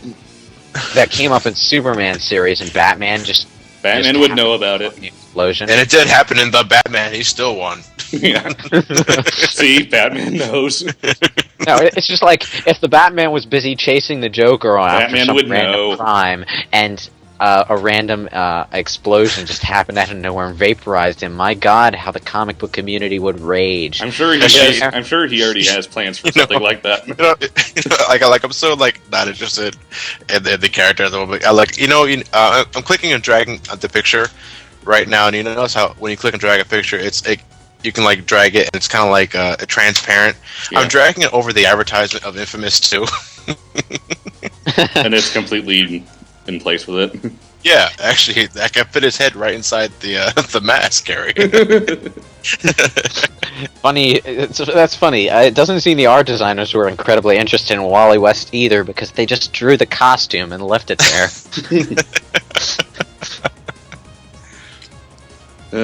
Moving on to number 7 is Hal Jordan, who went crazy and killed a bunch of people, but apparently he was just possessed. No. With his mighty lantern. Yeah. The Green Lantern is so fucking awesome that no less than 3 incarnations have appeared on this list. Okay. And again, I just do not understand the weakness of the color yellow. And he's finally getting a movie. Finally! It's being played by Ryan Reynolds. It's like Batman gets 6 movies, but we have to wait forever to get a Green Lantern movie. Maybe people will finally know who he fucking is now. What are you talking about, dude? Everyone knows who Green Lantern is. They know who he is, but they know nothing about him other than the fact that he has a magic ring. The general audience probably has no clue who the Green Lantern is. Yeah, basically. Alright, number 6 is the one superhero that it is literally impossible to make a decent live-action movie for, Captain America. Avengers Assemble! Captain America, you make me ashamed to be an American. Well, he was written in 1941. Yeah. Back when we were fighting the Nazis, so... And his arch villain is a fucking Nazi. Yeah. It's like... Nope. Number 5, Wonder Woman, also known as... not yet redesigned and apparently more awesome because of it. I don't know. Also known as I dread the day when they decide to make a live-action movie, because we all know what's going to happen. They're going to get whoever's the hottest piece of meat out there to play her, and that will be the end of that. The hottest piece of meat is not a phrase I would use to describe hot women. In fact, I would... You know what I mean, the dumb... actress who's only up there for her body, not for her talents. I know. I'm just saying. You know what, though? Because, the way you worded it, it sounded like they would get a male supermodel to play her, and that would be that would make it worth watching, at least for the humor value. But you know what, though? I don't think they would treat Wonder Woman that way, actually, because the live action series from the 70s. From the 70s, who played her again? I forget. I start with an L. I'm trying to Wasn't remember. that back in the days of comic books? Linda Carter. Linda Carter. There we go. Isn't Linda that Carter. You look at Linda Carter, and I get Wonder Woman out of her. She looks like she can kick my ass. That was back in the 70s, okay? Yeah. The 70s were not quite as hyper intensive on cleavage as the 90s and 21st century are. Yeah. I mean, But they my have to point share, is, but it's Linda a bit Carter, more ridiculous regardless, these days. I don't know though. I don't think the time span would actually have anything to do with it. Linda Carter is like someone that could kick the shit out of me if she You was know what? angry. You know what? You know what would incite a bro fist JPEG for me if they said to fuck the comic book community and just used her redesign for the movie. Not only would it look more sensible in live action, but it would also be less oversexed. So they would have the whole we're doing the new Tomb Raider thing to get the cynics on their side, I guess. Maybe. I don't know. Probably not going to All I happen. know is that just about every single female I've known throughout my life loves Wonder Woman, and I'll be damned if I talk bad about her. So They're probably not going to do a movie about her until they finally decide to do a Justice League movie.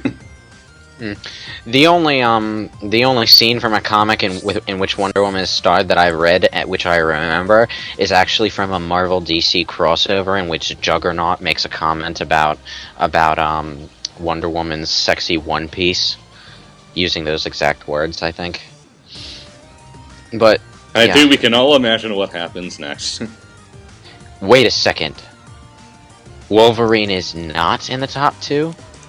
He's number Something is 4. incredibly wrong. wow, that is a horrible picture.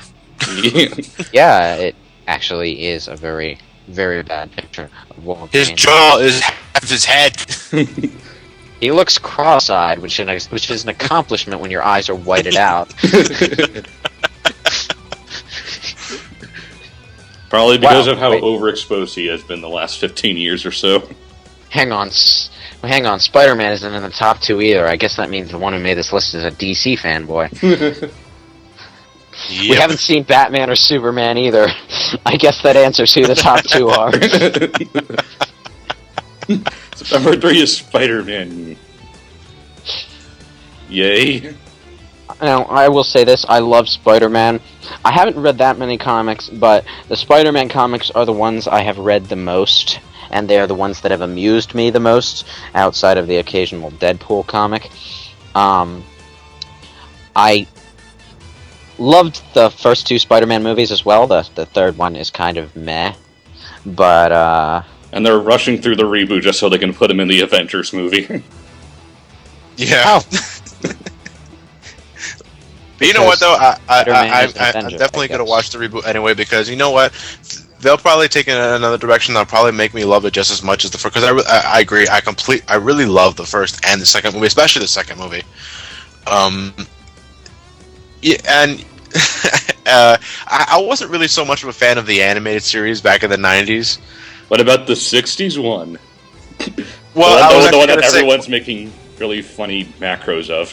I was about to say, like, what? Actually, now every time I think of Spider-Man, I think of the '60s intro song. Dun dun. Spider-Man. Da, da, da, da. Wow, that song's loud. Again, I love all those macros they're doing now of the '60s Spider-Man show. It's like, what the fuck is this? What is this barrel doing here? My first exposure to Spider-Man was actually the animated series, Same for me. Marvel's answer to the Batman animated series. Yep. Yeah. It wasn't as But good I as the wasn't Batman so much of a animated fan of series, that. but it was pretty good. It was okay. I remember the opening. The thing I remember the most opening is song a bit more than anything else. the thing I remember most are those really crappy CG buildings. Yeah, there are times where the animation is going at like 5 frames per second. I Which remember- looks horrible.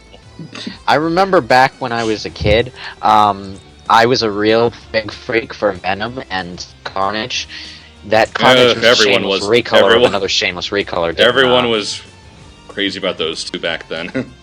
Yeah, the thing about that is I kept seeing Carnage in the opening sequence and wondering when he was going to show up in an episode, but I don't think I ever caught an episode with Carnage in it, which No, disappointed me. he was there. He was there. I know he was there, but I just missed the episodes with him in it. My bad luck at the time, I suppose. I'm not that big on Carnage now because, well, it's kind of like is kind of like, you know, he's kind of like the Mephiles Venom's shadow. And I know I have to describe everything in relation to Sonic the Hedgehog or something, but that's what it looks like to me. He's a freaked out version of the evil Recolor. Venom just wasn't evil enough, damn it. Oh, you know what? I've actually read Venom comics where Venom was more like an anti-hero than a villain. Well, It was that's pretty why good. that's why Really they made Carnage, because Venom stopped Yeah. being a villain. So it's like, crap, we need a new villain. Just recolor Venom.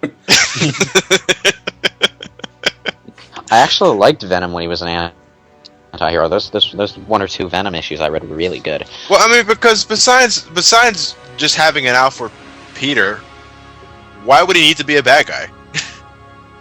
Yeah. No, you know what? I appreciate his character for that. He has one dark motivation that puts him in an antagonist role for the Spider-Man series, but beyond that, he's actually a pretty okay guy, and does some pretty good things. He's not black and white. He's more of a middle ground character. Whereas Spider-Man is honorable almost to the point of being naive.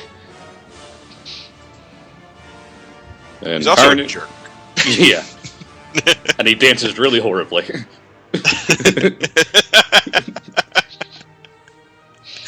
Alright, number 2 is Batman, which probably means number 1 is Superman. Oh, Batman. What the fuck can I say about him that hasn't already been said? He's the goddamn Batman. Highest level of preparedness there could possibly be. And you know what? As much media attention as he gets, all the publicity, all the deals, the merchandising, it's like he is still my favorite superhero. Same for me. I don't know why. Maybe it's because I've been exposed to him so much, and I've just learned to deal with it. Or maybe it's because he's genuinely he's so interesting to me. I don't know why. Because he Maybe has. it's because Batman has some of the most interesting media to him. He has a great comic series. He's He gotten has the best animated animated series. which a lot of us have grown up on. Even he has Great a movies. few. Well, a Joel few- Schumacher aside, he has some really good movies, and and he's still getting really good movies now. And he has the Joker, which is one of the most awesome villains ever. you know what though, like the more you talk about, like the more you're right, because like the man never really had a dark age. When you think about it, even the corny Silver Age, he's still known for being awesome. Even the '60s Batman, As I don't know, incredibly camp as it is, yes. but it's still entertaining as all fuck.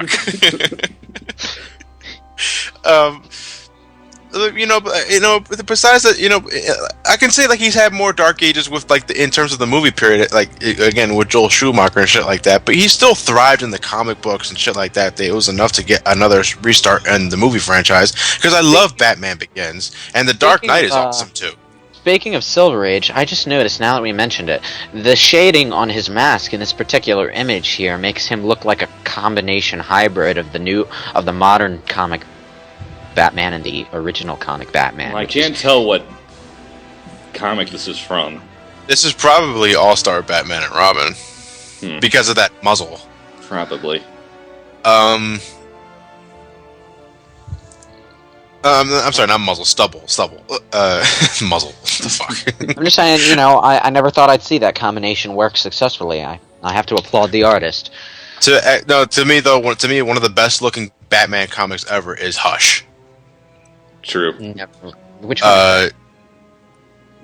It's the one where if I tell who the villain is, it's kind of like a really big ass spoiler. Yeah. If you ever plan. No, but then again, though, they really do a horrible job of hiding who the real villain is anyway. Yeah. Just say it. So it's but spoiler, Batman, but like, it's spoiler. it's the one where his long lost childhood friend Thomas Elliot returns, and it goes. It's more like a psychological torture kind of thing, because Hush knows exactly who Batman is, and throughout the entire story, Batman's trying to find out just who this guy is. But like in terms of like the visual style, it's the best looking Batman comic book I think ever.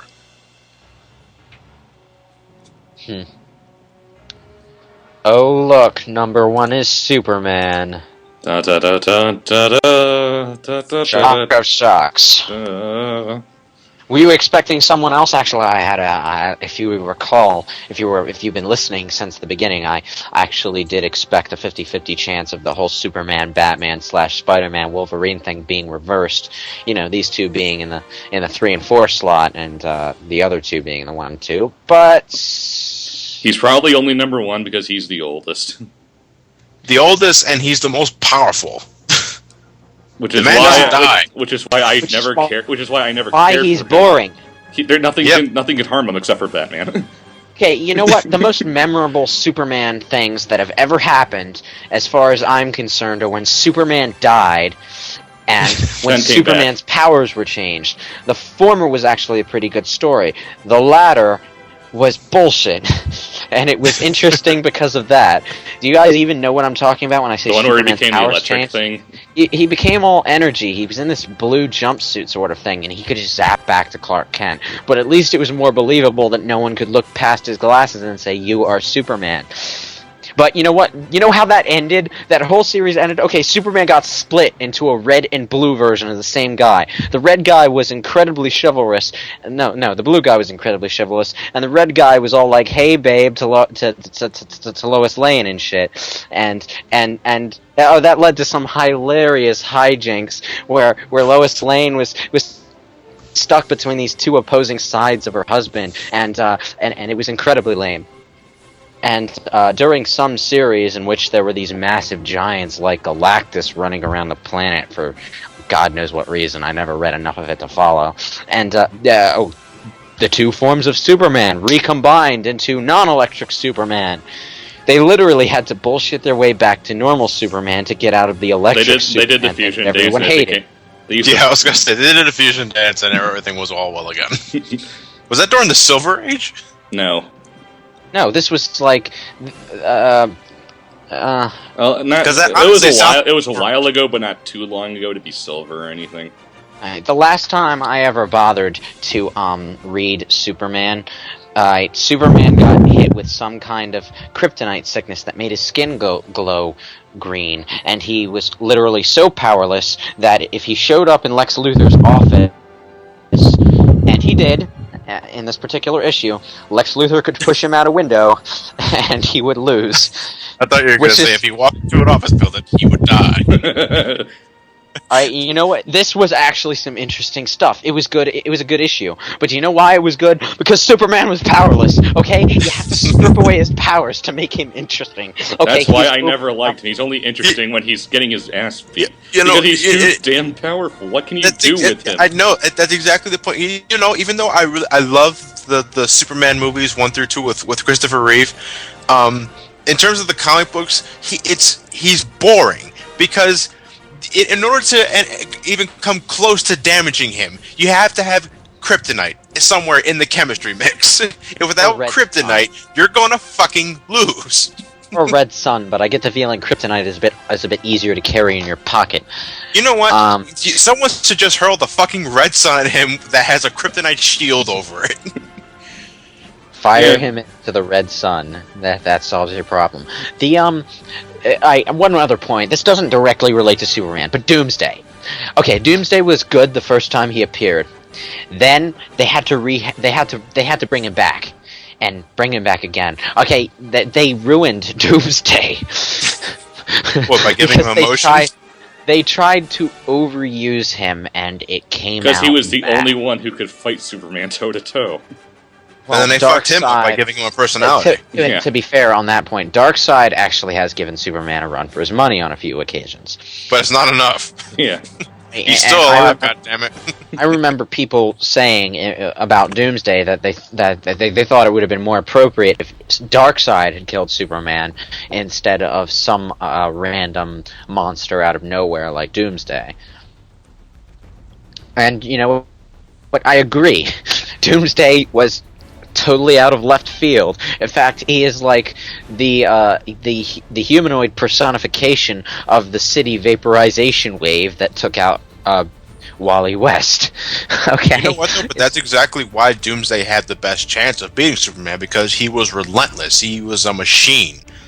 when they gave him a personality, he was able to sense fear, and that fucked him over, and the Superman was able to win after that. Now, so I agree that Doomsday came out of the left field completely, but in terms of an actual fight, unless there's some other fight that I'm unaware of, Doomsday, to my knowledge, is still Superman's best challenge. Well, except for that one time Batman beat him. Well, yeah, besides Batman, obviously. Wait, what? Batman beat Superman at one point? How? Kryptonite. Yep. Of course. It's like that conversation in the Justice Why League. did I? It's like that one conversation in the Justice League cartoon. Okay, Batman is fighting Superman, but Batman doesn't have any kryptonite. How does he win? It's a trick question. Batman always has kryptonite on him. In the Dark Knight Returns, the Frank Miller novel, the good one, not the shit one. Yeah. Batman beats Superman. Yeah, he had a mech to help him, and he had kryptonite, but he did beat him. But then he died of a heart attack. Seriously? Yeah. That sounds like he planned it. He planned it. He planned it? What? It was a death pill. Okay, It would kill him, but then he would resurrect, like, I don't know, like some time later. So he went into a death-like trance. Yeah. Okay, yeah, that hasn't been done before. Just as planned.